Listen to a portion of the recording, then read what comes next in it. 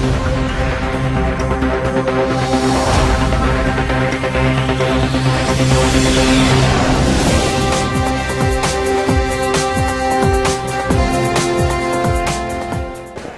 لازلنا في متابعه وتغطيه مستمره لوقائع اعتصام حمله المؤهلات العليا والماجستير امام مجلس النواب، ولمعرفه مزيد من التفاصيل ينضم الينا مراسلنا ابراهيم. بعد التحيه ضعنا في تفاصيل الاحداث لديك.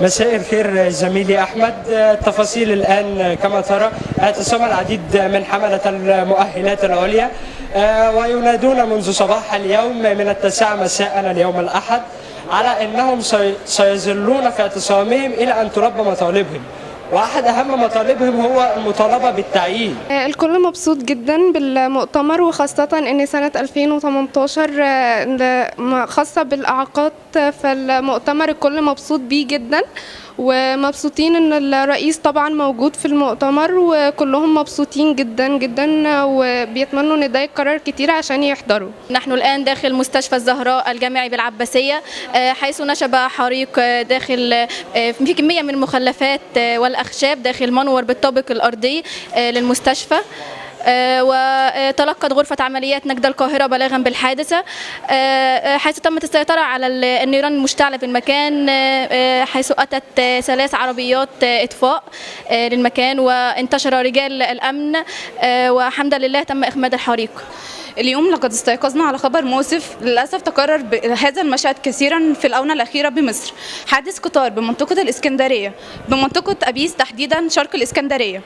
الجو هنا في حالة عارمة من السعادة طبعا لجماهير الوداد، طبعا ألف مبروك لكل جماهير الوداد والنادي الوداد المغربي، بس في حالة مخيمة جدا من الحزن جدا لكل جماهير الأهلي طبعا، فريق كبير طبعا، نادي كبير، جماهيرية كبيرة جدا في مصر والوطن العربي وممكن العالم كمان. أنا دلوقتي في المستشفى مما حدث من حريق بسبب المخلفات والأخشاب التي كانت توجد في المنور في الدور الأرضي في مستشفى العباسية. أهالي تشردت، أطفال تدمرت، دولة تدمرت. هذا ملخص حادث الأليم في سوريا، حيث دمرت تنظيم داعش الإرهابي مدينة سكنية ومباني حيوية. ايوه استاذ احمد، احنا هنا في مركز دار السلام وبالتحديد في مدرسه اولاد يحيى الحاجر. هو الحريق حصل في الفصل الاول في المدرسه، ولكن الحمد لله المدرسه اتصرفت باسرع وقت وعملت انها خرجت الاولاد من الفصل وتواصلت مع اداره الحمايه المدنيه، وفعلا اداره الحمايه المدنيه في اقصر وقت كانت متواجده، والحريق ما كان خلص في اقل من 10 دقائق. انا دلوقتي متواجد في مستشفى الزهراء في العباسيه بعد اندلاع الحريق في المنور المختص بالطابق الارضي. مشاهدينا لازلنا في متابعه وتغطيه مستمره لوقائع اعتصام حمله المؤهلات العليا والماجستير امام مجلس النواب، ولمعرفه مزيد من التفاصيل ينضم الينا مراسلنا عبد الله شنب. عبد الله، بعد التحيه ضعنا في تفاصيل الاحداث لديك. تحياتي لك الزميل احمد وتحياتي للساده المشاهدين. نحن الان امام مجلس النواب، هناك اعتصام من الخريجين يطالبون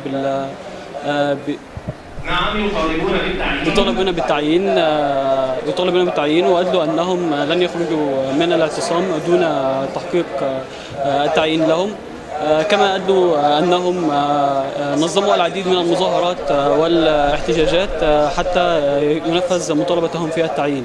جو من الفرح لجماهير نادي الوداد، وقليل من كثير من الحزن على وجوه اللعيبة والجماهير الأهلي. دلوقتي أنا موجودة في محافظة سوهاج، وبالتحديد في مدرسة أولاد يحيى الحاجر بمركز دار السلام، والحمد لله قد تم السيطرة الكاملة على الحريق. دلوقتي أتواجد بالمستشفى، وتم السيطرة على الحريق، هذا الحريق، وقامت بإرسال 3 سيارات لإطفاء هذا الحريق. لم يحدث أي خسائر. تدخل نجدة القاهرة فور إرسال البلاغ، وأتت 3 سيارات من الإسعاف وتم إنقاذ الموقف. اهلا بك استاذ احمد. النهارده والله الموضه الجديده دلوقتي المنتشره جدا هي موضه البناطيل المتقطعه. فدلوقتي زي ما احنا شايفين الشباب كلهم لابسين بناطيل متقطعه، ده ده اللي موجود. يعني حتى انا عن نفسي البنطلون اتقطع قلت خلاص موضه وسبته ما خلطتوش. احنا دلوقتي قدام مستشفى الزهراء في العباسية، وتم حدوث حريق من ساعتين. احنا حاليا موجودين في موقع مدينة السلام بشرم الشيخ، في منتدى شباب العالم تحت رعاية الرئيس عبد الفتاح السيسي، بحضور عدد من الشخصيات العامة وحضور بعض الشباب. بسبب انتشار بعض الصور على السوشيال ميديا لرئيس النادي سعيد الناصري مع رئيس الكاف أحمد ويهديه عربية بنتلي، كما ورد أيضا صورة لطاقم الحكام الذي يقوده بكاري جسامة حكم المباراة مع أحد إداري فريق الوداد قبل المباراة.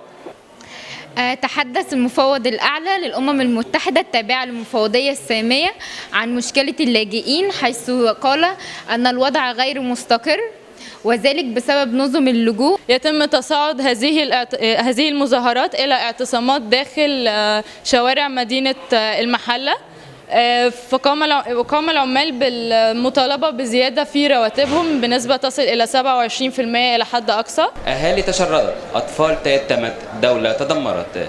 هذا ملخص حادث حلب الأليم في سوريا، حيث قصف تنظيم داعش الإرهابي مناطق سكنية وأماكن حيوية.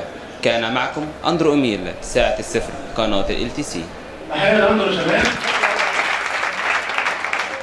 كله ممتاز وزي الفل ما عدا كان معكم كان أخيرا مع محمد هنيدي وانتهى.